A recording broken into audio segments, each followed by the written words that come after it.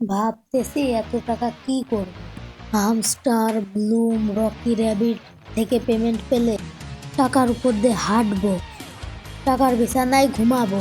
একটা কেটিএম কিনবো, একটা ফেরারি কিনবো, একটা মার্সিডিজ, একটা বিএমডাব্লিউ কিনবো।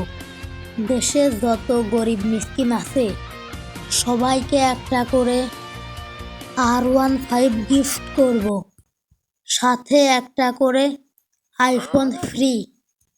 এটা ভাবতে ভাবতে ঘুমিয়ে পড়লাম। স্বপ্নেতে ভাবছিলাম সকালে 5 স্টার হোটেলে খেতে যাব। আস্তে আস্তে সকালও হলো।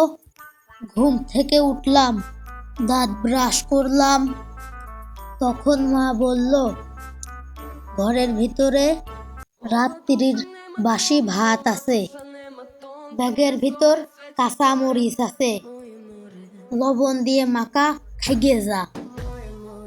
এই আমার জীবনের 5 স্টার হোটেল।